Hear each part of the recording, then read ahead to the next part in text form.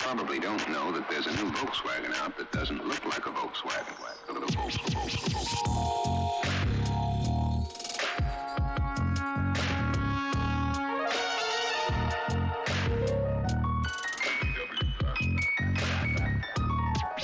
It's got everything that people who like the bug like. So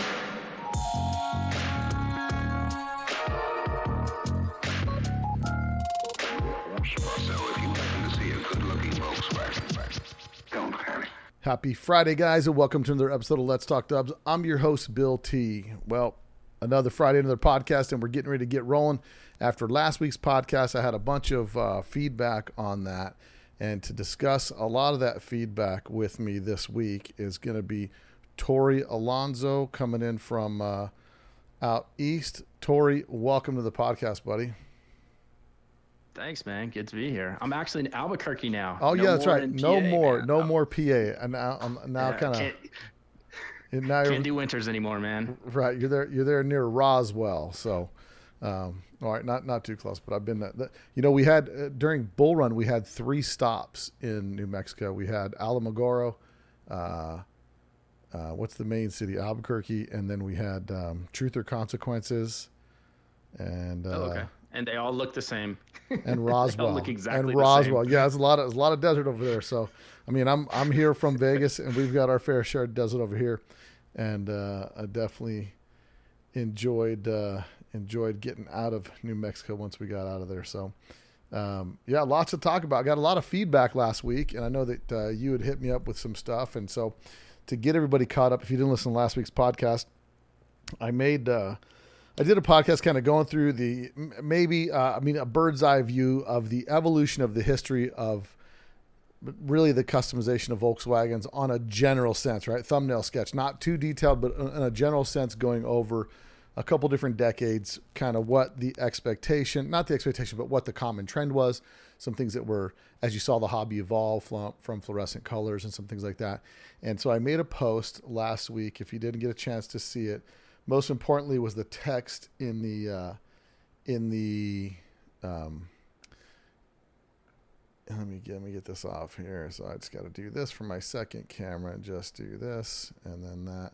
So my post said, so I can read to you guys, it said, episode 279 is out. I talk about the VW scene. Has it gone stagnant? It seems over the past few years, builders have been enlisted to build a version of a car requested by somebody else with not a lot of specific input, but to follow a particular trend or something that's resonating with the past. In the 80s and early 90s, Volkswagens were about personal expression, and we look toward the future, not to the past. Do you think the VW scene has gone stagnant? That was my my post, and then there was some comments on it. I put a little poll in there. Do you think the VW scene has gone stagnant? And then Eric Arnold said, this was the Bill's building a unique car, so everyone should build a unique car episode, LOL. Styles come and go, ebbs and flows. Maybe all the unique builds at the European shows this year will inspire people to do more customs. I think we're at the point where people like what they like, and that's what they're going to build. And then Tori, again, Tori, you agreed with my sentiments there. And then Ryan Corno says, I'm just here for the comments, And then let's see. And so, the Bus Barn Limited says the biggest negative contributing factor here is for many is discouragement. Many cannot take a 50-year-old needing body, paintwork, mechanics, electrical, interior, and complete it within a budget less than $20,000, and they've got to go to the next meet. And they got to the next meet to be amongst retirees who have sank $73,000 to a Gia, and continual growth of individuals and resources to complete work themselves. It's inevitable we're going to have downward trends in turnout and creativity. And then Stanley Escalano says, Bad Raz 55 says, let's see here. He says, hopefully Bad Raz will help influence. For those that couldn't attend GNRS, most of the OGs were there. It was awesome to see the generation before me, during, and after. T. Getty says, not stagnant, but certainly gone more purist, retro, vintage, resto mod, in my opinion. Type 34 Nut, Paul Davis says, yeah, lots of cow look cars, but there are still a few people that are not Scared to be different. Is it called a tribute or just influence? I built an 80s tribute, also a car influenced by the 80s and other cars I just admired or influenced me. Do what you like. That's what matters. I kind of agree with that. Punk Rock Garage says it's jail thinking. I've been breaking out for years now. So that's Mike Mays up there in PA that's actually working on my GTV car. And then Steam and Gasoline says a lot of top cars seem to basically be restos that are lowered. They're very well done, but definitely lacking imagination, which he was picking up what I was putting down, really. Mad Dog the Bus says VW Trends should do some throwback covers, retro issue type thing. Dub Fab says the increased value of these cars made it harder to take risks on wild ideas. Social media doesn't help the cause either. It used to be that what was new and what was hot would make it on a magazine cover, and that was the first time you saw it. Now it's old news by the time it hits a magazine. So, he's definitely got a point on some of that stuff. And I don't want to go through every single comment, but a lot of guys commented, and overall, let me see I think we had poll. Oh yeah, I actually got the poll numbers for you. It was, do you think the scene has gone stagnant? And there was a resounding 82% that said, yes, the scene is stagnant. Now, we listened to me for an hour talk about what I thought about with the scene and all that kind of stuff. What's your take on it, Tori? Like, what do you think? Am I right? Am I wrong? I mean, I know you kind of agree with me, but what did you get from the podcast? Because interestingly enough, I got a lot of feedback, a lot of personal messages, a lot of people reaching out to me on this more than I typically do for a podcast. So I actually had Type 1 overall, John Limnios, sent me a thing. He says, just finished the latest podcast, and I don't know if I like it.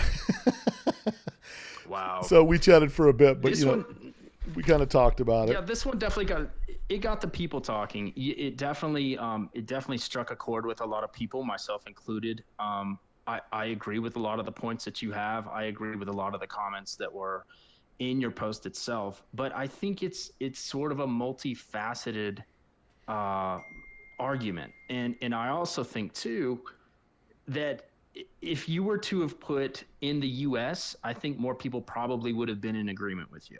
Is the VW scene in the U.S. stagnant? Because when I look at shows in Europe, in the U.K., I don't see the scene as being as stagnant as it is here. I see them definitely coloring outside of the lines a lot more over there than I do here. So I mean, we'll hit all the points obviously, but I definitely agree that here, anyways, it's gotten kind of boring, and the creativity and the freedom of expression with customizing air-cooled VWs, it's just lacking these days. And I mean, look, there's guys that do color outside the box still and are trendsetters, and we'll get into that. Obviously, I've got some names that I wrote down of guys that I still feel like are pushing the envelope. They're out there, but the majority of car shows that you go to these days, it's wash, rinse, repeat. Slammed on Fuchs. It's all the same stuff. No, I'm not going to argue with you. My thought with. I love a 911 alloy. The Fuchs is a beautiful wheel.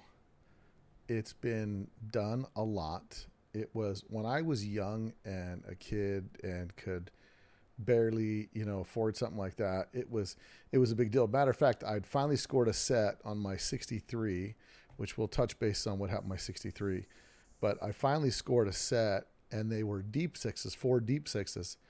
And then everybody was giving me a hard time because they were calling me, "Oh, what's up, deep dish? What's up, deep dish?" Because they weren't the flat face, like early style. Which, right. Oddly enough, they were worth way more money than the flat face. But everybody gave me a hard time about that. But I was pretty stoked to have a set of Fuchs on my car, and then that was the Fuchs were the progression from the alloys or the chromies to the 5 spokes. Then after the 5 spokes, I was able to score the alloys. And then the final iteration of my car was the 63 ragtop that I had the phone dials on. So that car was definitely something that I'm loading up a picture of that. But that car was something that was, to me, it was, I'd finished that car and it was like German look before I think German look was a thing, because this is like 1995 when I got this car done, but it's still resto custom if you're looking at it, right? Like all the chrome trims there. I got little eyebrows on the front. I've got tweed interior, but you got a little. Are those Type 3 side markers too? That's pretty cool. They are Type 3 side markers, bro. I mean, it's. I like that. It was trying to give it a little bit of a European flair, and if you pay close attention, I've got 15.6 phone dials in the front, and 16.7 phone dials in the rear, for that kind of staggered look. And when I did that car, it was the wheel choice was pushed because of the wheel center and no narrowed beam, and I lowered spindles on it, lowered disc brake spindles, which then pushed the wheel out 3/8 of an inch because of the steel plate, and that's why I chose the phone dials. And then I also chose the phone dials because nobody had them, right? It was like in the hierarchy of popularity of wheels, there was the chrome 5-spoke, there was, I was talking about not most popular, but most on most vehicles was the chrome polished 5-spoke, number one. I mean, besides a chromey, right? The chromed or polished 5-spoke. The number 2 would have been the Fuke alloy. Number 3 in the 80s, 90s would have been the cookie cutters. Would have been the number 3 wheel that you would have seen in those day and age. So there was definitely a specific hierarchy of wheels back that you could use, because we're all stuck to like a limited set of wheels, and then everybody always goes 5 on 130. So, and we'll get into that in a little bit, but other than that, so the feedback we got from everybody on that, there's a lot of people in agreement, and ultimately my disposition on it was that, and so there's a couple things that I disagree with. People are saying, you need tons of money, you need that. It's a yes and no. It depends on to what level you're building. Now, obviously, we're all not high school kids where we can afford to work every afternoon, where most of us are working stiffs, and we got to pay somebody to do it if we don't have the talent or skill set to do it, right? And it ends up being kind of a quandary, right? Do you build the car, and do you pay somebody to build it, and then where do you go to get it built? Because that just turns into a whole nightmare in and of itself, from paint and body guys to interior. And right now, I mean, I think I was talking to someone the other day. They said, you got a good painter? And then that just starts the question, like, well, what do you mean, do I got a good painter? Like, what exactly are you asking? Because are you building a show car? And they said, do you have a good painter that's not going to charge an arm and a leg? And I was just like, no, you can't, there's not the same thing. Those two things are not the same, right? It's like you either got a good painter, and there are ways that you can get around that. I had a friend of mine, I sold him a parts car that I had, and he went home, and he was a weekend warrior. Like, he would go home and he would put in hours and hours, and he happened to be a corrections officer. He was a training corrections officer. So one of his recruits just, that was trained to be a corrections officer was a paint body guy. So obviously him wanting to kiss up to the training officer was like, hey man, let me come over and help you with your car. So they got this car, and it was a Buick Riviera, bro. They got it razor straight in the in my buddy's garage. He took it to Mako, had it painted for he had it painted for $2,600. I'm gonna tell you what, dude, that car looked really, really good. Because they rolled that car in, everything stripped off of it. Paint was shiny, super clean. I think they paid an extra $400 for the guy to color sand and buff it. And it was like, really, the car was ready to roll in and spray. And so there's circumstances like that where you can get lucky, you can build a car. You can build a car still on a budget. You just have to get creative, right? You've got to do some of the work yourself. I had a buddy that had a really nice car that, he took it to one day paint and body, and he just kept complaining and wouldn't pick the car up until they resprayed it and resprayed. By the time they were done, it was a really nice paint job. He was probably never welcomed back at their facility again. But, there's a lot of levels to it, And so, What do you got? What do you got, Tori? What's your angle on this whole thing? So you bring up good points already, and I've tried to write everything down because I knew that I was gonna do this with you tonight. So I kind of wrote some things down. I have some thoughts. I think it's not such a simple quandary. Like, I think there's a lot of things that are contributing to the VW scene being stagnant.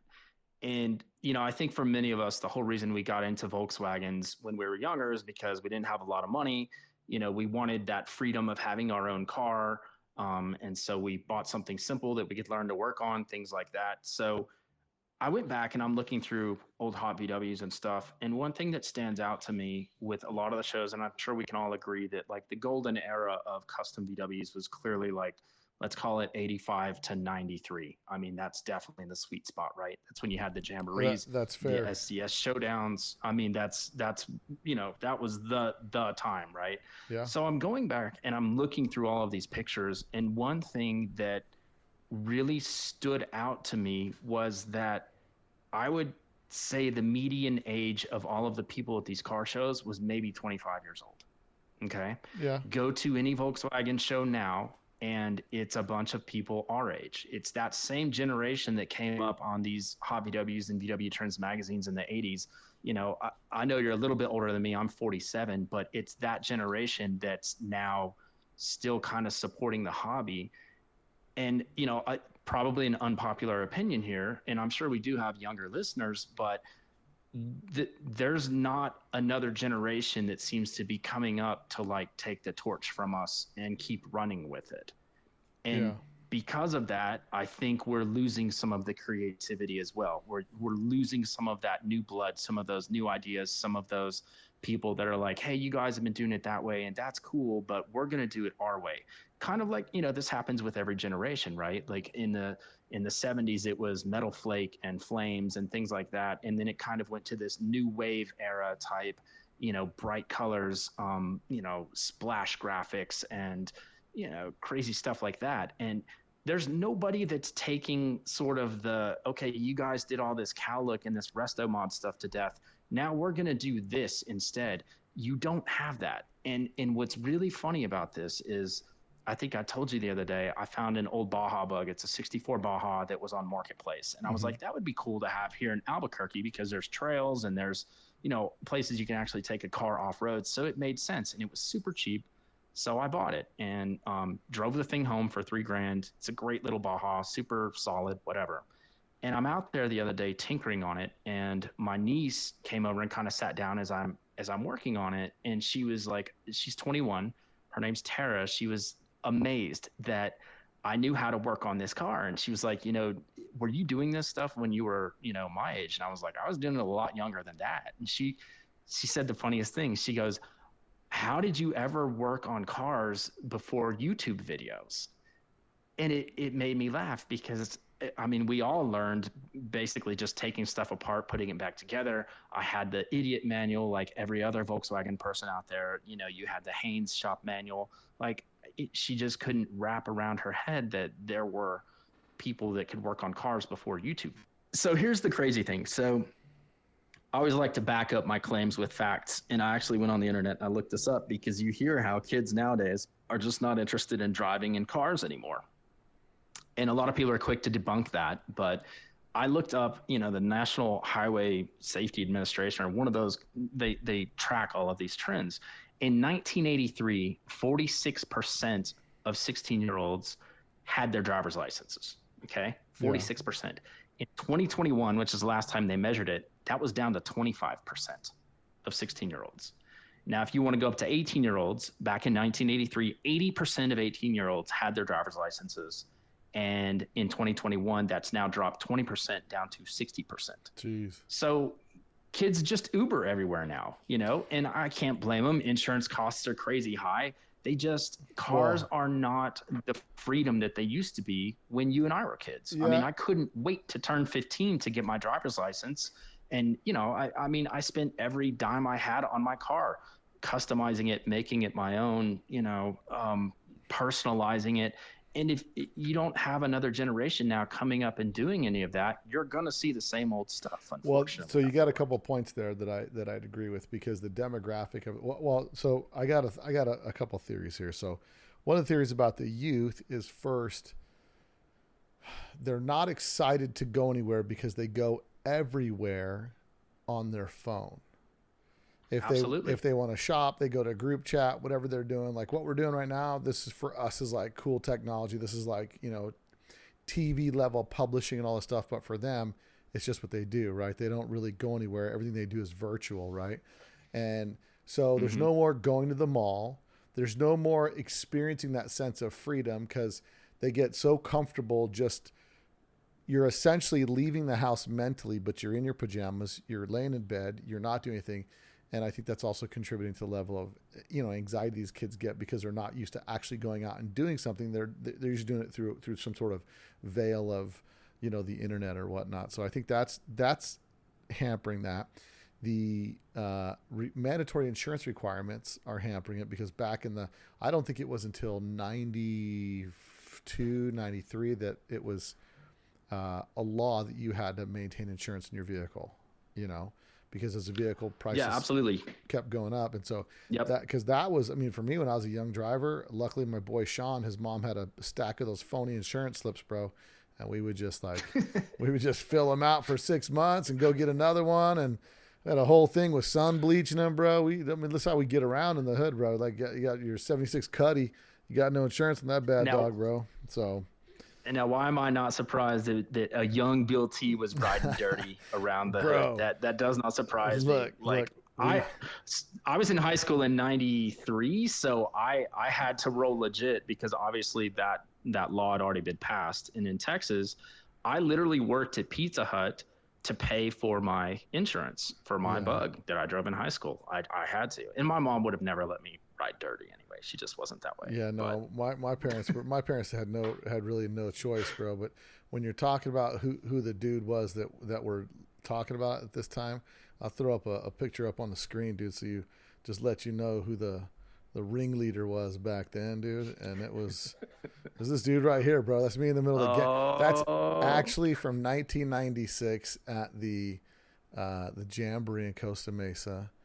And that's that me. is so cool. You see me with the cigarette right there, my low tops and my white socks pulled up to the middle of my shins, bro. I was styling. But dude. that's that picture kind of proves my point. Like, it was not just about cars; it was a social thing, and I think you nailed it on the head. That a lot of kids these days are kind of socially awkward. Like they don't interact with a lot of people. So to them, going to a car show with hundreds of people and whatnot, like that's not anything that they would want to do on their day off. And for us growing up, it was like we wanted to. Our goal was to show up at a car show.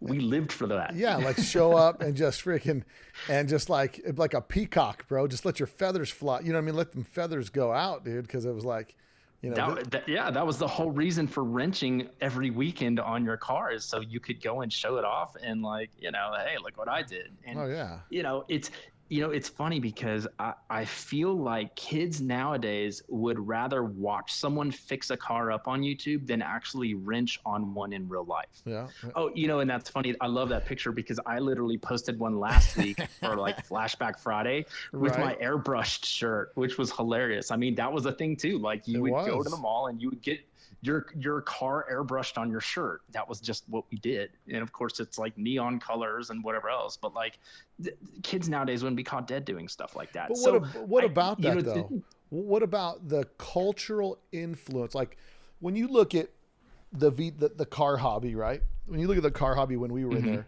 what part of the cultural, let's look at like neon colors and beat grooves on the window and Nigel's, the Duran Duran style painting on the fan shrouds or the deck lids and all that stuff. And where there was like this crossover of culture coming into the hobby.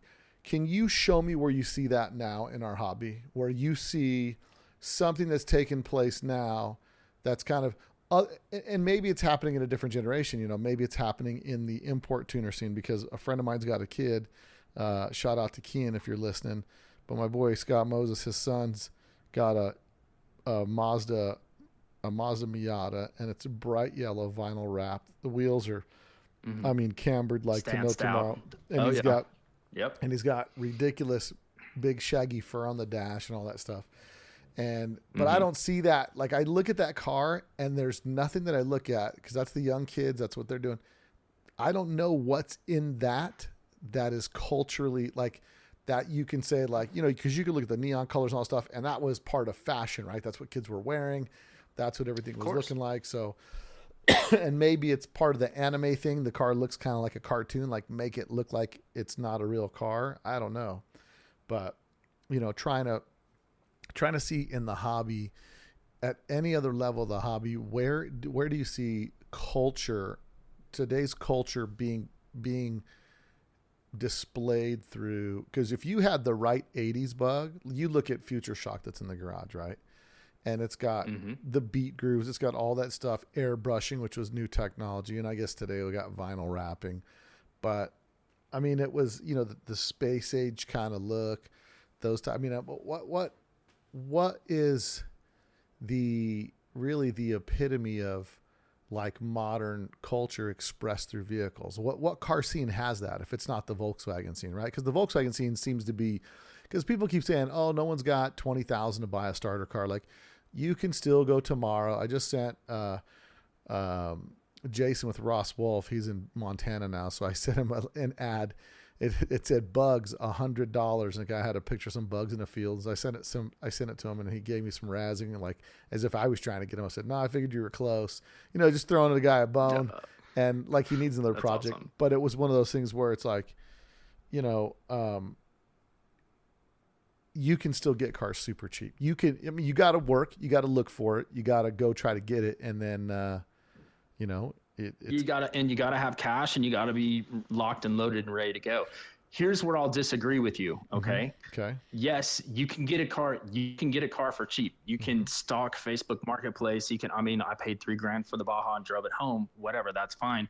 But I'm going to show my age again here, but like I'm even seeing sticker shock with parts for the stupid Baja, because I'm thinking to myself, okay, I'll just do a little. I'm glad you asked. Have you priced Cal-Look window rubber lately? Because I can tell you, when I was in high school, I used to go to these car shows.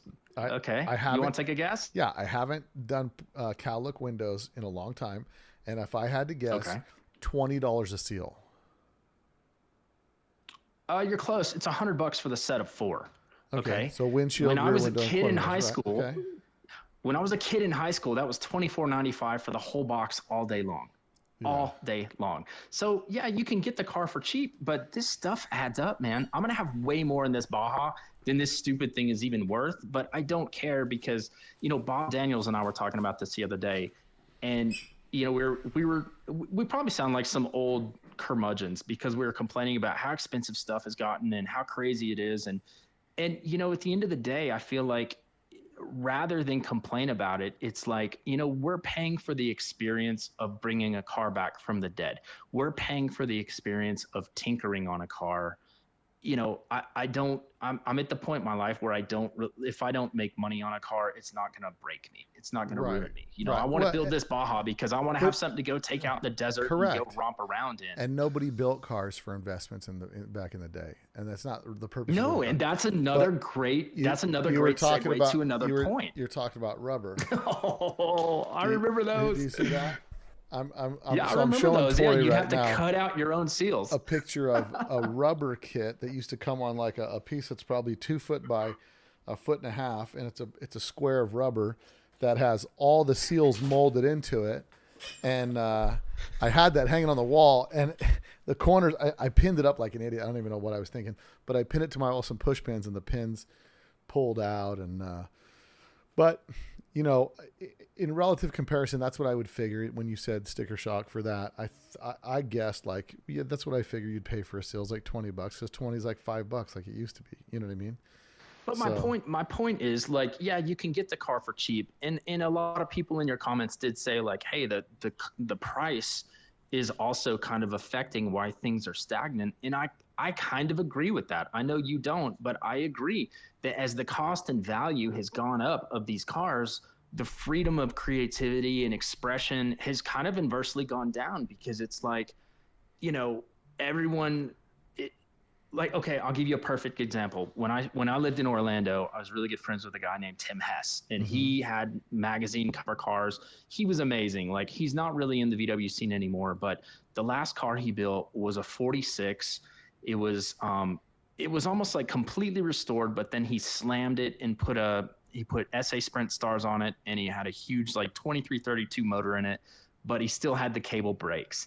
And I remember, like, everyone loved that car, but he didn't sell it until he put the stock beam back on, put the 25 horse motor back in it with the crank start and all that. But like, that's everyone's mentality and mindset now, is because they're so, I don't want to say they're so valuable, but they're a great deal more valuable than they were in the 80s. Back in the 80s, it was almost like a disposable car. Like, you could build a car, you could paint it hot pink, you drive it for a few years, and then whatever happens to it happens to it. But now people are looking at these cars from like an investment standpoint, and they're like, look, even though I would love to paint a car Porsche Raspberry and put turquoise scallops on it, no one else is going to want to buy that car when it's done. So I better just stick to agave green and Fuchs. Right. Because so it's a wider audience. We're talking about affordability, right? So I'm going to read you the description. You tell me what you think it's selling for. Hi, listed here is I just opened up Marketplaces. We're talking because I want to see where we're at. Okay. Hi, listed here is a 64 Model S notchback. It has the original working push-button dash. The car has been converted to 12-volt. Engine is nice roadworthy 1776 with dual 40mm carburetors. Transit freeway flyer. Car has been garage kept and has not been driven in the last few years. Currently, the car brakes are OEM drum brakes, but I do have a disc brake conversion kit. I'm the second owner of this car. And let me get this here. I gotta add this screen on here for you. And second owner of the car, and I would love for someone else to enjoy it, as I do not have the time to enjoy the car as it is. So it's a car that needs a little bit of work. And I'm gonna go ahead and throw it on the screen for you. So it's a notchback, complete, needs a little bit of work. All right.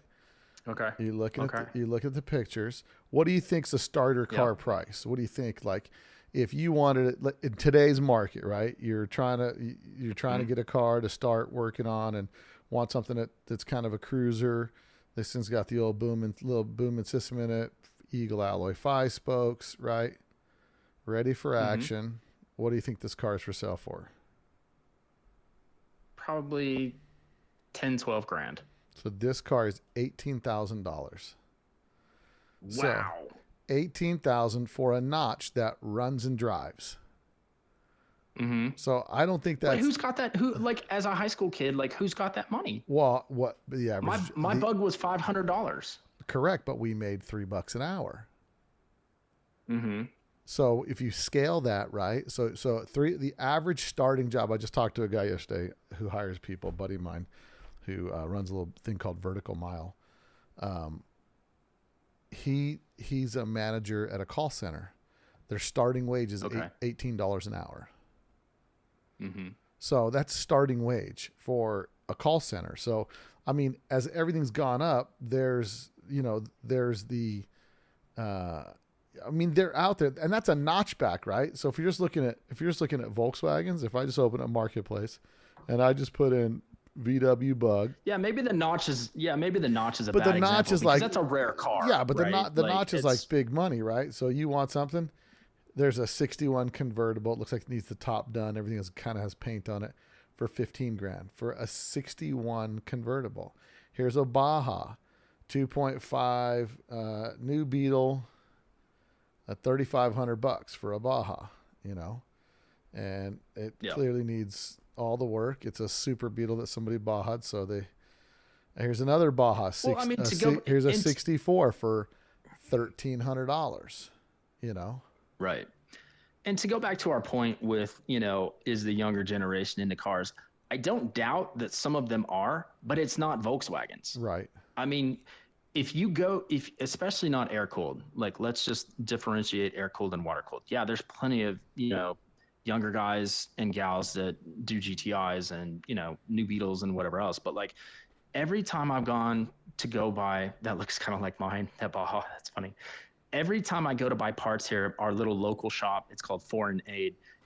I'm like the youngest person there and I'm 47. Really? So like it's, 100%. Yeah. There's no, I mean, even back in Ohio, across the border, Jim's Custom VW was kind of like our local like shop where you'd buy parts. Anytime I go in there, I was always kind of the youngest guy in there. There's just not a lot of people from, this younger generation that identify and connect with Volkswagens like they did in the 80s.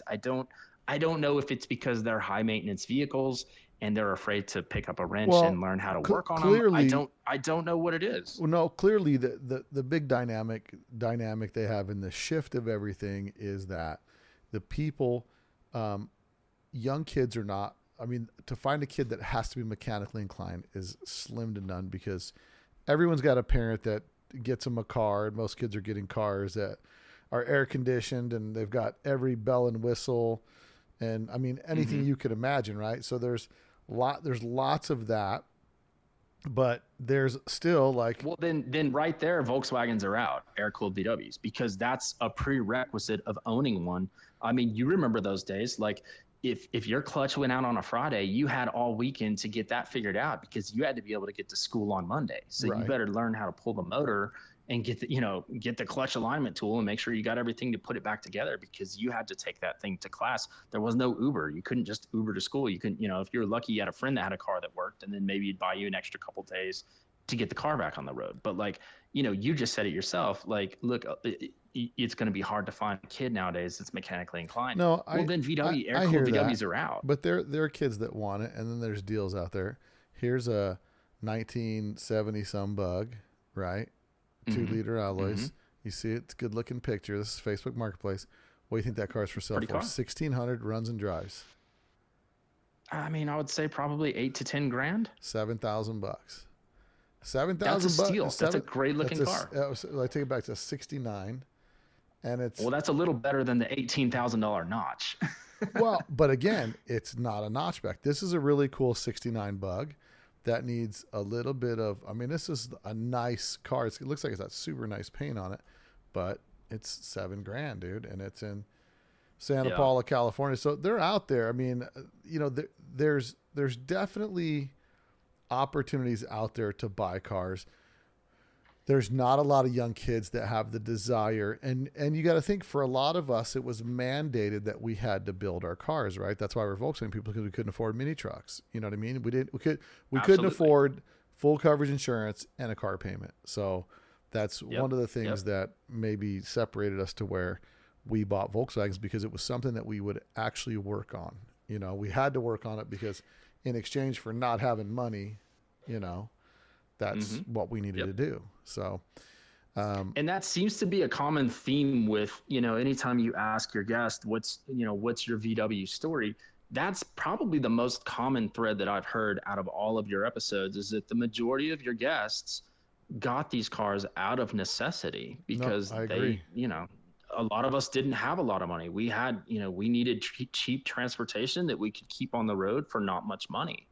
And then from there we, got real jobs and stuck with the VWs because we fell in love with them and there's an emotional attachment to them. But for whatever reason, we're not seeing that with this new generation with VWs. But even still, right, when we go to, if we're looking at who the enthusiast is today, the enthusiast, the average demo for the enthusiast is going to be 40 to 60 years old. There's a 20-year age gap. Those cars were cool. Right. So it's the same people from the 80s. Correct. All of the why fun stuff, why did we change our style? Why is everybody stuck? And I don't mean everybody. There's a smattering of custom cars. I mean, you still see there's 2 gray notchbacks with kind of red interior. One Pip just had for sale on his site. The other one's owned by Chris Summersville, and it's a super rad looking notch. And they're both custom, but they're oddly enough they're both very similar. But they both kind of went out of left field. And Chris's has a Subaru power plant in it, which I think is kind of cool. One of my friends bought a Brazilian single cab, and he just Subaru power conversion that thing. And I think it's, so if you want modern reliability, all that stuff, it is possible. I mean, if people say, it's sacrilege or whatever, the reality is it's like, well, what are you going to do? Especially if you want something to be super reliable, you either go bone stock, which is going to be a little bit of a challenge to work with, to run with traffic. Right. So yeah, you couldn't do that. I mean, you take your life into your own hands in a stock early Beetle on the interstate as it is. I mean, people are in these giant SUVs buzzing by you at 80, 90 miles an hour. Like, you get hit in one of those, you don't have a prayer. Right. So I am totally on board with someone, modernizing it. If it means that more of these cars stay on the road, if it means that there's another generation that's going to come up and take all this stuff over from us, that's where my mind goes. It's like, what's going to happen to a lot of these cars? And I know you and I personally know people that, that older generation kind of before us is starting to pass away. We're trying to find homes for some of these cars. Yep. Like, what's going to happen to all of the cars that we currently have now if there's no one else that's interested in them? Are they going to go the way of like Ford Model Ts that are just dropping exponentially in value because nobody wants them because they're not usable on highways? Like, what is the deal? I think that's kind of the evolution of the hobby, with the difference being that how will people get rid of Pro Touring Camaros and Novas and all that stuff that have modern LS drivetrains in them, and 6-speed transmissions and air conditioning and all that stuff that these new cars have. So I think it may kind of depend on the level of drivability of the vehicle, because the reason why a Model T Ford and all stuff is cool, but it's like, it's so antiquated that nobody really likes it. And they do have some modified ones, but it's just not what the generation's into. So that will eventually happen. But I still think we're 20 years away from that by a long shot, because people demographically will spend most of their discretionary income in their mid to late 40s. That's when their kids have grown up, moved out of the house. Now their house is kind of paid for. If they started in their early 20s, they're getting close to the end of their house payment. Kids have moved out, and now they got a little discretionary income. So they start going through what people term a middle-age crisis. But the reality is they've got some discretionary money. They've been grinding it out for 25, 30 years. They had to put all their stuff on hold so that they could take care of their family before they would, do anything for themselves. And so now that they've got some time, some of these people are splurging to spend that money. So based on that, we still got another 20 years until that generation's in their late 60s and getting rid of stuff. But a lot of people, as they age up, they want those cars that they can afford that are kind of done cars and, ready to go. Well, and look, we're already starting to see that with, kind of the kids from my high school generation. I mean, that's why you have $100,000 Integra Type Rs now. That's why you have these Nissan Skylines are going, Broad Arrow Auctions. I was there at Amelia 2 years ago, and I think there was an Integra Type R that sold for like $140,000 with a premium or something just outlandish. It was insane. I mean, it's a super low mile car, but absolutely. You can look it up. So, I mean, go on Bring a Trailer and look at what some of these, Japanese 90s cars, these people ain't buying Volkswagens. They're buying that stuff. They're buying Fox body Cobras, things like that. Things that they, when I was in high school, that was the car. I had my Volkswagen because my parents didn't have money. All the rich kids at my high school in Midland, Texas, they all drove Mustang 5.0s. That's their parents were loaded, and that's what they drove. But so, I think the natural progression is for kids like me that didn't have money to buy a car like that. But I've just stuck with Volkswagens. But I don't know. You don't see, like, unless you have an emotional connection to a Volkswagen from 30 years ago, I just don't see a lot of people jumping into them. Going, hey, that would be a fun car to fix up, or that would be a cool car to get into. You just don't see it. And there's a plethora of reasons for that as well. But I'm not even talking about. But it's all kind of tied to the stagnant, Yeah, I'm not even talking about now. I'm talking about the guys that are in it now, that have been in it since the 80s and 90s. The current trend in the hobby is to build something that resembles the last 10 cars that came out. And if you do something, and if you go kind of out to left field a little bit, some people give you a hard time. I can't believe you did that to this car, whatever, just a bunch of nonsense. And we talked about that for a little bit, after I made my post. You'd made a comment to me that, and that's one thing that changed it too. The forum boards, where you kind of post up an idea and everybody just shreds your idea. Like, oh man, that's lame, whack city, whatever. They just start coming after you. And absolutely. I think social media definitely has played into the coloring within the lines and playing it safe with a car build nowadays, because you have your keyboard warriors. They're going to completely light you up. I fully expect it when Zorba gets uncovered. I fully expect that that's going to happen. People are going to be like, well, that's stupid. Oh, why'd he choose that? Oh, I would have gone with these wheels. I would have done this, but like, it's your car. Do what you want with your car. And I don't know why all of a sudden people have gone soft and nobody just wants to build the car that they want to build. I don't, and maybe social media does play a part of that. Like you said, maybe the forums, maybe the, Samba comments and whatever else. I had this conversation. I had this conversation with Dave Conklin. He was talking about the old Cowlick forum days and all the internet battles and all that stuff back and forth. I was on that. Yep. Yeah. And I tell you, when I was making a post of the carbon cab as I was building it, and somebody was talking some smack, and that person had to be local. And then I saw him somewhere, and I wasn't being a nice, a nice display of an adult, because I'd seen this person. I said, "Oh, well, the keyboard's out of our way now. Let's have a conversation." And, I found myself not being the nice guy I wanted to be. And people could say some things and there's no intention, and you can get real riled up and say some stuff. And I went back and looked at some of the posts and stuff that I'd made on the Samba and thought, oh my gosh, bro, why would I make those? Like, but you're just, there's a lot of things behind these things. And that's one of the reasons I just stopped posting on the Samba. It used to be like, oh man, I'm gonna go on here and share with the world what I'm doing. And then just like, people talking trash. I was like, you know what, dude, screw those people. They don't deserve to get to watch this thing being built. I'll just do it. I'll just do my own thing. And now, and now we got. Well, okay. Like imagine if you had the Samba or Instagram in the 80s. Like, I mean, you would have never built a car. You would have never built a car. Yeah. Would there have been a Future Shock? Would there have been, a Rodbuster? I mean, who knows? I mean, I'm sure Chris Addington got his fair share of weird looks, being such a trendsetter in the hot rod car show world with a Volkswagen. Because, I mean, let's face it, even though we both agree that the hobby has gotten stagnant, Volkswagens are a way more respected. Well, I don't want to say they were 30 years ago. And when I mean stagnant, I'm just talking about style.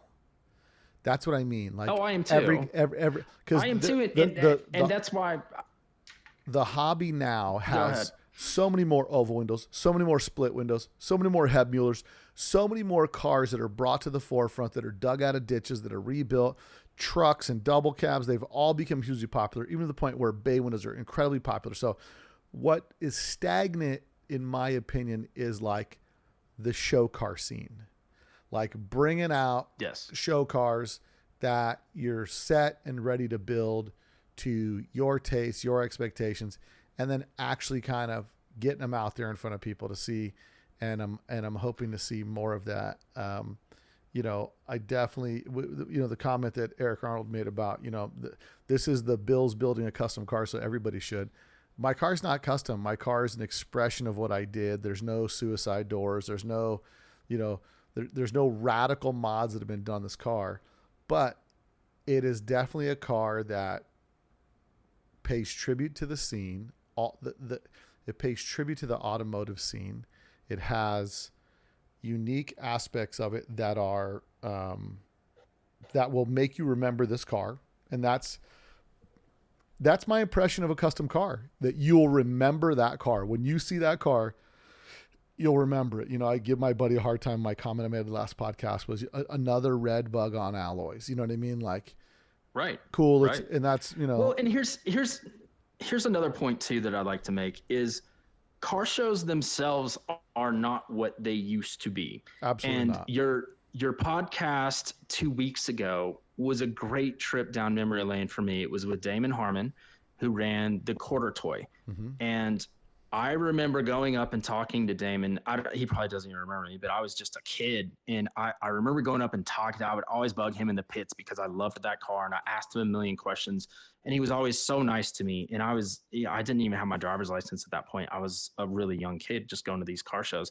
But my point is, the car shows back in the 80s and early 90s were huge productions. Like, we had 2 a year in Texas, which is where I grew up.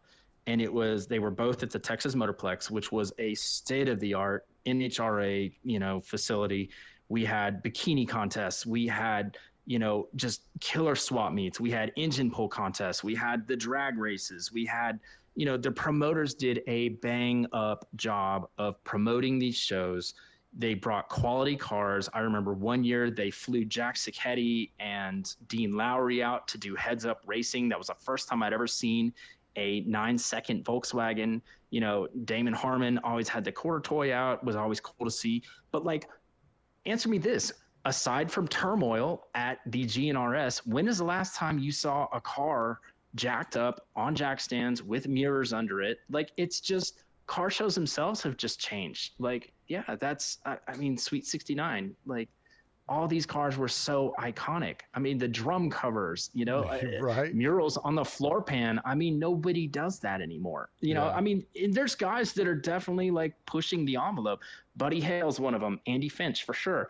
Bob Cook, Pip from DBK. That guy does. He's building that blown head mueller right now. That's really freaking cool. That's thinking outside the box.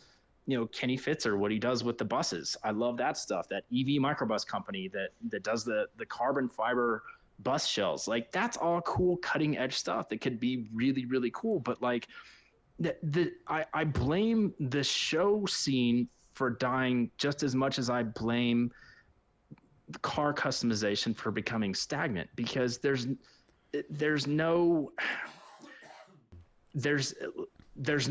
reason.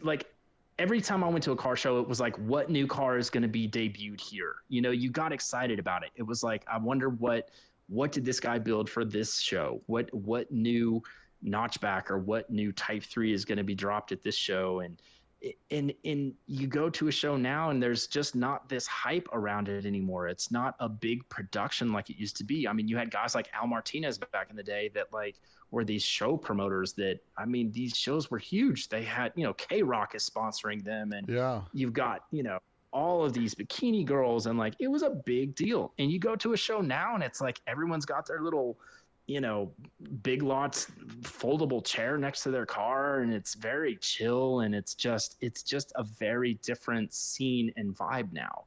And I miss the vibe of 80s and 90s shows because they were a real production. And I felt like that kind of pushed the envelope for people to be creative and kind of, I'm gonna come back next year and I'm gonna show that guy with the magenta bug with the suicide doors, right. I've got something for him. It was almost like a friendly contest. And now it's just sure there's contests because people want that club window, and that, they want to get into German folks, or they want to get into whatever the car club is. But I don't know, back then it just seemed I just miss that era so much. And maybe it's just we're the old guys now and we're just waxing poetic because that's what we grew up with. So it's a good thing you're bringing that up, right? Because it segued right into what I wanted to talk about, which was One Crazy Weekend, right?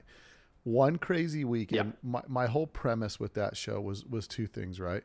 Was to get to it's me, my brother, Eric Black, Renee, and Las Vegas Volkswagen Club helps out a bunch. And the whole purpose of all this was to bring an event to Vegas, because Vegas is my hometown and it's also a great place to have an event, and then to have people experience Las Vegas. And so part of the thing, when I used to go to these shows back in the early days, we would bomb in a rental car, cruise down to, because from here to Southern California, you got Baker Grade, you got two monster grades, you got Mountain Pass and Baker Grade to get up.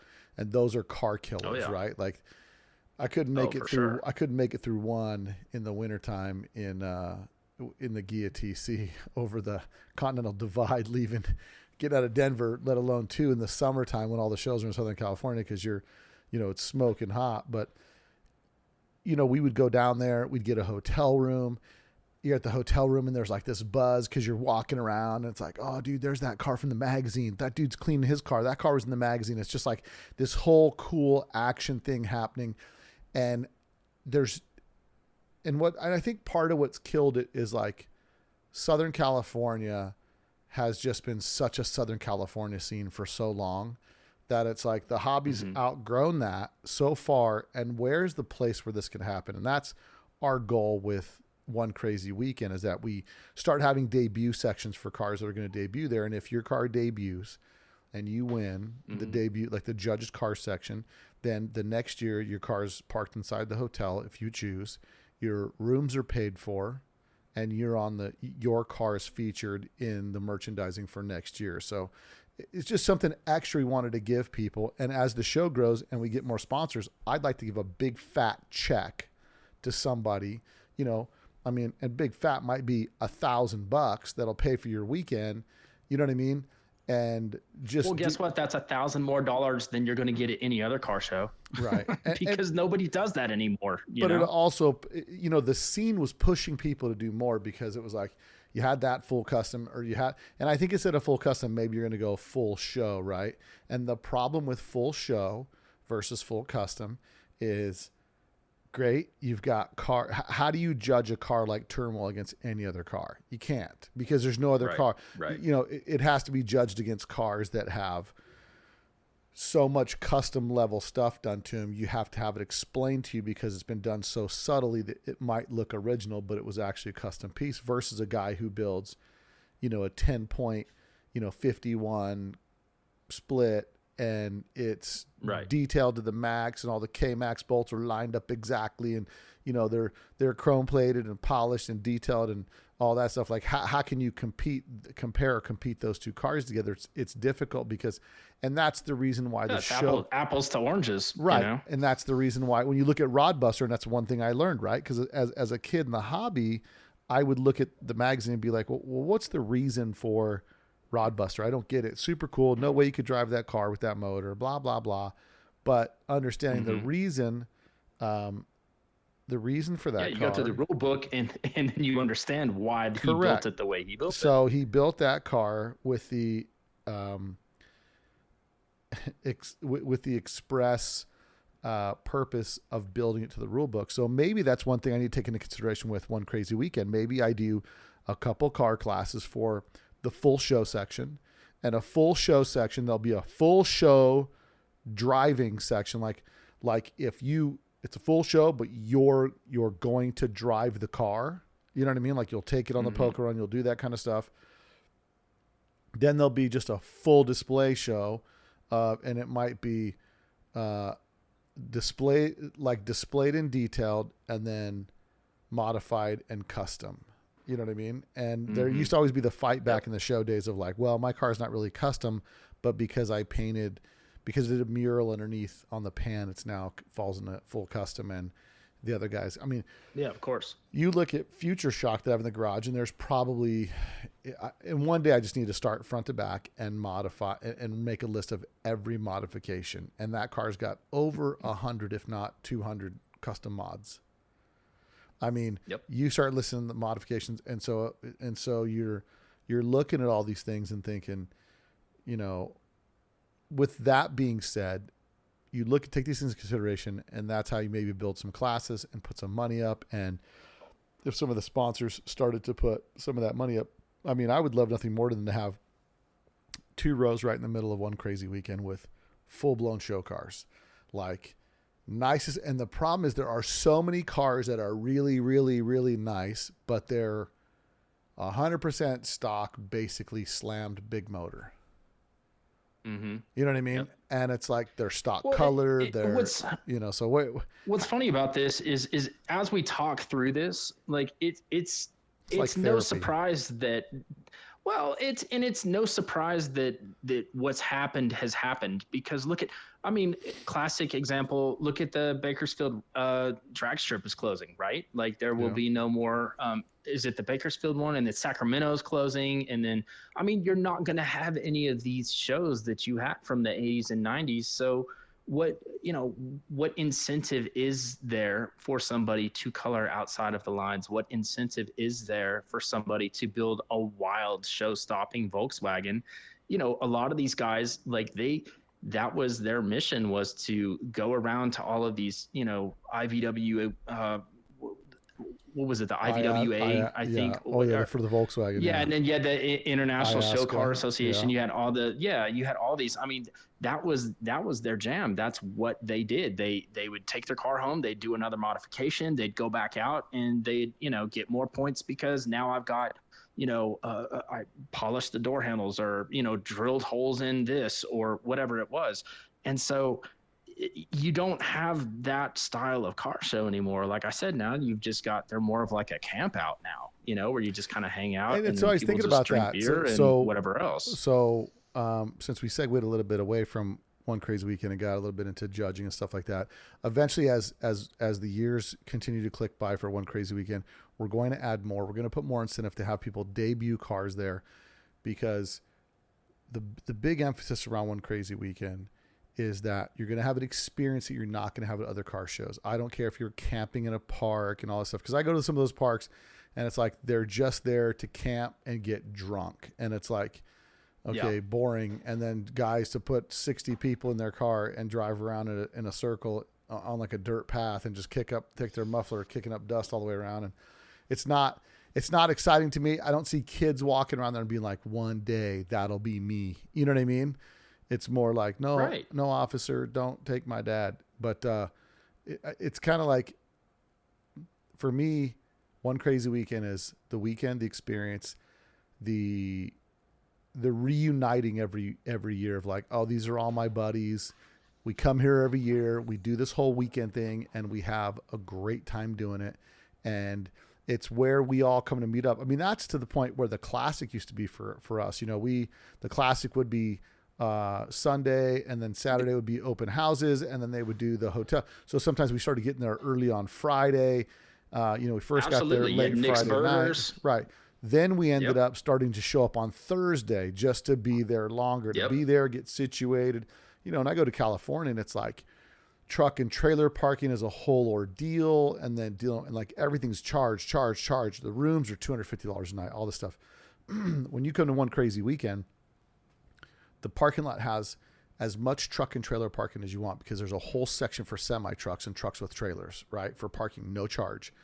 The hotel rooms are $40 a night for Wednesday and Thursday.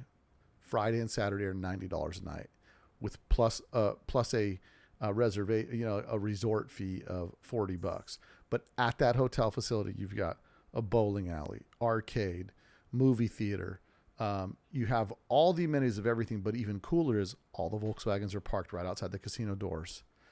Everybody gets to hang out there. We do the strip. We all meet up. We'll do the strip cruise, come back, park for the car show in the morning. We have the car show in the morning. That gets kicked off. There's plenty of time from the night before to the morning. And if you're smart, you get your car parked, get back to the hotel, get your car parked, get it set up for the show in the morning. And then you just wake up, go eat breakfast, meander out to the car show. Super laid back, nothing real pressure. And then hang out. The show wraps up between 1 and 2 o'clock. And then 5:30, the poker run kicks off. So you got a couple hours to go enjoy stuff, to take your car out, drive around, do whatever. But usually people are just kind of taking it easy, going to have some casino fun, going inside the casino, getting something to eat. This casino is like a resort. It's got everything there. So you get to hang out, but it's more about, oh yeah, there's my buddy from across the country that I haven't seen, or from the UK or wherever. And this hobby brings us together. Now we're adding some more things, and I'm hoping next week, once I've solidified some things, they're nailed down, and there's a couple things happening. One thing for sure is I'm teaming up with some places and making poker chips for Thursday visits. So if you're in town Thursday and you want to just cruise your Volkswagen around, one thing I have is the Punk Rock Museum is going to be given 25% off to anybody that's going to be part of One Crazy Weekend. So you'll get a wristband and then you'll cruise down there. You get 25% off and you'll get a poker chip with One Crazy Weekend on one side and the Punk Rock Museum on the other. Just something cool to do, you know. And then I'm working with, there's a Grand Prix, Las Vegas Mini Grand Prix is doing the same thing. And so I'm trying to make it that Thursday is like no pressure, but if you want to go check out some stuff, there's this place you can go to, that place you can go to, or this place you can go to. And between those places, if you're doing One Crazy Weekend, there's going to be a safe place for your car to park. So you don't got to sweat it. Go in, get a little discount, go have some fun, and just kind of live a little bit of a local / tourist life in Vegas, which is more something that like people will say, hey, I'm taking that time off because I like cruising around on Thursday. I get my spot all situated when I get back to the hotel for the meet and greet. You know, we do the strip cruise. We do the strip cruise Friday night. So that gets to be rad. And then, you know, this year we're going to break the strip cruise up into a couple different groups to where the furthest, so the hotel sits on the south end of the strip. We're going to have 2 groups head down north and get on. One group will leave 10 minutes early. One group will leave 5 minutes early. And those 2 groups will go about 3 or 4 miles down on civilian streets and then pipe into the strip on the north side. Because my goal is when we come down on the south side, we'll load into the strip headed northbound while those guys are headed southbound. So we have Volkswagens now filtered through the strip. So it's not like you got to wait an hour until you see more Volkswagens. I'm just trying to get a smattering of Volkswagens throughout as you're cruising back and forth, which will really be cool because it's one thing if there's a group of them. It's another thing if the tourists that are walking the side streets see 1, 2, 3, 4, and then they just never stop seeing them. So now you become the show. And for us to go Vegas and just kind of take over the strip like that, it's really, really cool. I mean, for us, for locals, we kind of avoid the strip, but you know, Niels with Air Mighty came to town. We hit the strip and he was like, I mean, it was 105 degrees at night and it was stinking hot, dude. And we're cruising the strip and he's like, this is so cool, man. This is such a cool experience. So yeah, again, I'm taking it back to the experience, right? So there's the experience of the weekend and then the car show experience has to be something. And I think you hit the nail on the head right there where the car shows, the way that they award people for their creativity and their level of commitment to the hobby and how engaged they are in it has kind of it's kind of gone away. And things change with people's choice, I think. Right. And so absolutely with respect, so there's a couple things happening, right? We pick a people's choice car, right? People's choice car is the one that's most voted for. Now at One Crazy Weekend, we use Car Show Pro. So when you register for One Crazy Weekend, you'll get an email that says you've been registered to Car Show Pro. It'll give you your username. You have to set up a password. Then you go on there. You take the actual placard for your window and you upload a picture. You put the details of what club you're in, you know, your year, make, and model of your car. And then when we print out your placard, it has the One Crazy Weekend logo in the corner. It's got a picture of your car in the center, and then it's got a QR code. And that QR code allows people to walk up to your car and vote for it. And this year, we're really, really, really going to push to get as much interaction on the voting as possible. Because when you have an event like that, and if these other events that are in the works right now, if they kick off, that's going to be even more people that are into that hobby at that car show that be cruising through, and they can whip their phone out. They don't have to download an app. They just click it, vote for that car. You can only vote once. You can't take the QR code. You can't text it to your friends so you can, hey, everybody vote for me. There's a geo fence around there. Now, of course, if you're there with 40 cars in a car show, 40 you and 40 your buddies came down and all your buddies vote for your car, there's a possibility you could, you know, because that's kind of the issue a little bit, but that's also why we have a judge section as well, right? Where it's like going to be the debuted cars, and Buddy Hale is building an award to give out for Buddy's pick. Spike is building an award to give out for Spike's pick. Lanny Hussey is building an award to give out for his pick. So it's like, and these picks are for cars that they see that resonate with them to some level. They strike a chord, they love the car, and it's all up to whatever that particular builder appreciates about that car. I don't say it has to be the cleanest, nicest car there. I don't say it's got to be the most perfect car. It's got to be whatever resonates with those builders. And these are builders that love the hobby. You know, I mean, I would love at one point it gets to a level out there where I've got 10 builders awards and those builders pick the cars that they like. You know what I mean? Yep. And so there's a little bit, so we do a top 20 that we go through there's a local group that goes through and picks our top 20 favorite cars of the show. And then there's the builder awards, and then there's a People's Choice Award. So People's Choice is the car that's got the most votes. Then there's the top 20, and then there's the Builder's Choice Award. So I'm hoping to see a lot more people that are being creative, that are putting time, effort, and energy into their cars, for those guys to bring their cars down so we can really see. So Vegas becomes the place where you bring your super freaking cool car. You get to drive it with a bunch of people. It's not often when you go to Southern California, right? And there's this open house, that open house, and then there's this secret party that's going on at this dude's house and this local guy's party and all that kind of stuff. And it ends up being a lot of clicks, right? Like, if you don't know those guys, it's super clicky. Correct. Yeah. That's what Vegas is not going to be. Vegas is going to stay this area where everybody shows up and we're all just here in Vegas having a great time.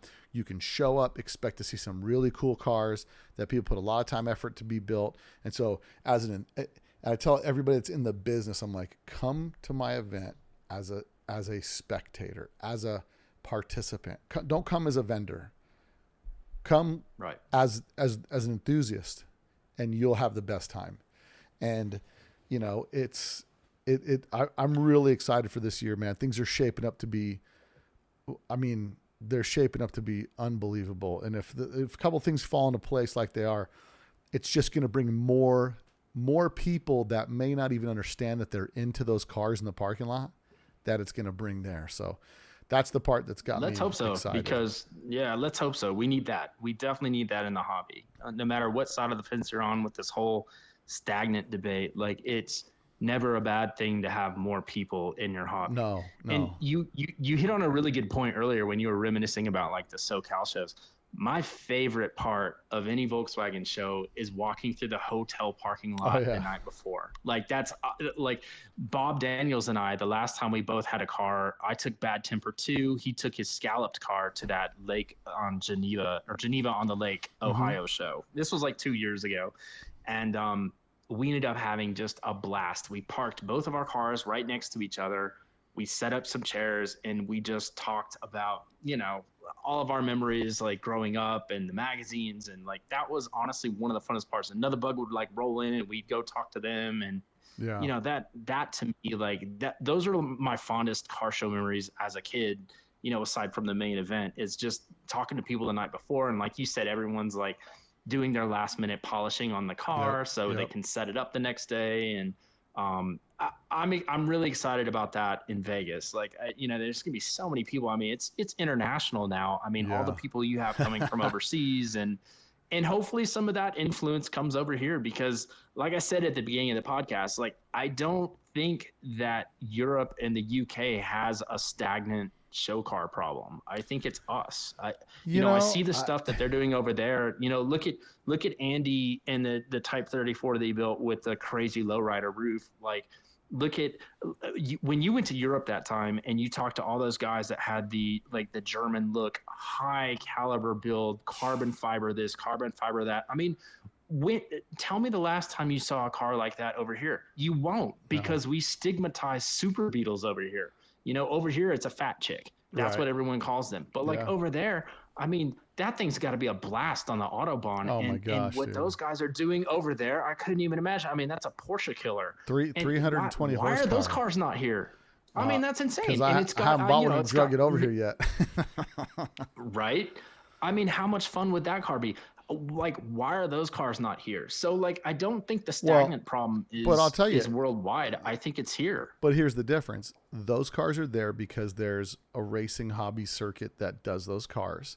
And to do that, there are people that build support stuff for those cars. So they'll build carbon fiber parts and e-brakes and all this kind of stuff to build those cars out, which I learned it when I built the Bull Run bus back in the early days. I did the Type 4 motor. I wanted a Type 4 exhaust that tucked up underneath. I had to order an Onendorp exhaust out of Germany. It was $700 in 2000, which is, your average exhaust header I was. can't even imagine what that would be now. It was $150 back then, but they had it there, and it was like, it was stainless steel. It's still that exhaust is still sitting here, still good, everything ready to go. And I had to go to Germany to get some of that stuff because they didn't have it here. But I definitely think there are some people that are into the German look stuff here. They can only go so far because that actual aspect of the hobby, starting to buy carbon fiber and things like that, you got to be committed. I mean, I talked to one of those guys and he had, well over $100,000 in that car with all the stuff that they had and just how nutty they were going, just lightening it up. And the motor, I think they said the motor itself was $45,000 for the 300 horsepower Type 4 turbo motor. $45,000. So yeah, that's playing for keeps, so, but it is, but I mean, it's not like there's not people over here in the States that have money like that. I mean, I get it. It's just weird to me that you don't see that. There is a car that you're going to see that was a cover car back in the early 2000s. That's going to be at one crazy weekend.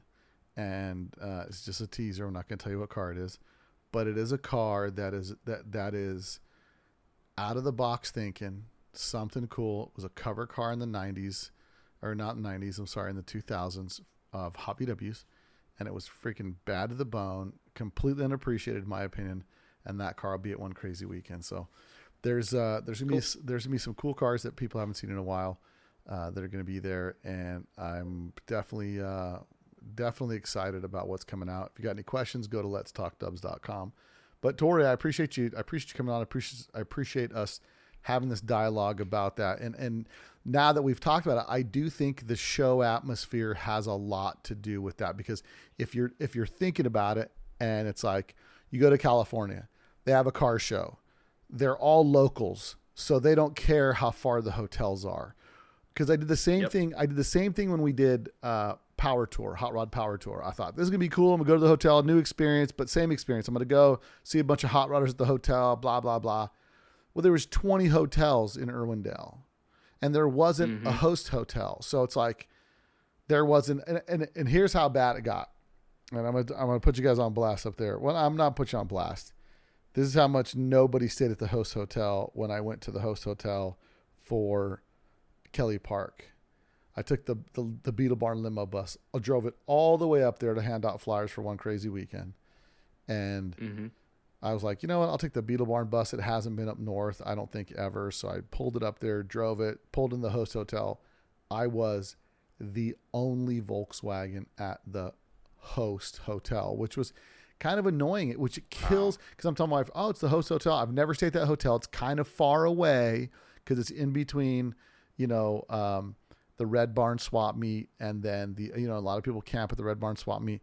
But it's just one of those things where, again, the VW scene has gotten super cliquey. Like there's the bus guys, then there's the car guys and the drag guys. And I'm trying to make one crazy weekend a little bit of something for everybody. And we do have the most powerful street bug, licensed street bug, drag and drive vehicles, confirmed it's on its way. They've already paid their admission for the poker run. So they're driving a 535 horsepower bug on the poker run. So that'll be there. There's so much cool stuff happening for this year. Cause I've been on people, man, like, dude, you got to come to the event. You got to come to the event. I've even hit up, definitely I hit up Pip. I'm like, Pip, dude, you don't go to the shows no more, dude. You need to drag that car, bring that split out to one crazy weekend and just come out and have fun, bro. Just come out and be part of the scene. And it's like, again, the Southern California scene is just so cliquey. It's like you got these guys over here, those guys over there, and it's, if you don't know them, it's a weird vibe. And the scene used to be like you'd show up at the host hotel. There's 40 guys from 40 different locations, and everybody's kind of meeting and greeting and talking and chatting and whatever. And that's the action. Absolutely. And like comparing notes and like, oh, what'd he do to his car? And, I would imagine that Steve Connect, when he, dropped Future Shock on people, like everyone was probably freaking out. Like, oh my gosh, this thing's insane. It's like a spaceship, compared to everything else. And like, that's what I miss. I miss I miss the creativity. I miss the innovation. I miss, I think we nailed it. I think a lot of the problem is the car shows. Yeah. I think when those went away, so did a lot of the creativity, because let's be honest, creativity is what won the trophies. Creativity is what put points on the board. And, now that's all kind of gone.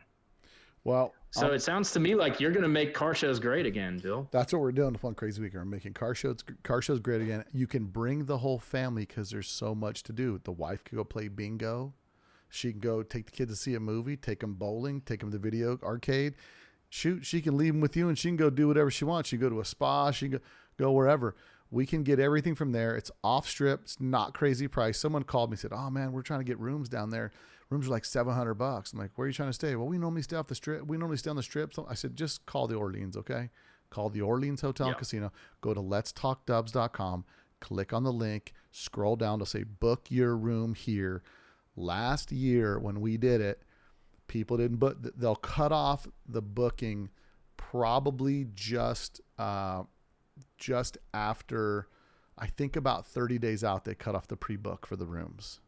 So we're getting close. We're getting it's close. going to be here before you know it. Well, and so last year what had happened is people were like, "Oh man, I can't book it." Then I had to make a bunch of special phone calls for people because they were just like, "Well, I don't know if I'm going." Like, no, you need to commit and go, because the issue with this is like they have games. Last year there was a Notre Dame game happening at the Allegiant Stadium right around the corner. Room rates were $400 a night. The same rooms people were paying $90 a night for, people were paying $400 a night at the same hotel. You know what I mean? So don't be that guy. Don't get caught slipping. Don't be that gal. Get your stuff dialed in. And everybody that's been before has their rooms booked. They don't want to pay the price. They want to get the special discount that we offer. And I'm just excited. I mean, I'm meeting with the hotel tomorrow just to get some preliminary numbers of what we have booked already. I'm going to give a real hard push the next 2 weeks so people can get their rooms booked, because the last thing I want to hear is people come up to me. Do not come up to me and say, "Man, you said the rooms were cheap here. You know how much my room was?" I'm going to be like, "You should have booked it a month in advance. You should have booked it a month in advance." You know what I mean? Like, because this is Vegas. This isn't, because it's Vegas, I got you dirty cheap rooms right now. And that means you just got to commit. You just got to commit and you got to go. Yep.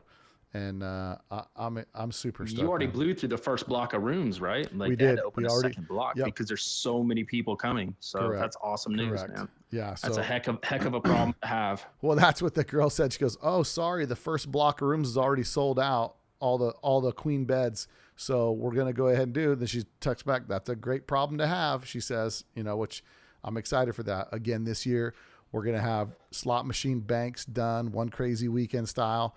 And we're going to be doing, a lot of, you'll see some cool stuff on the slot machines, kind of for us. And then they added we used to park a row of cars in the hotel.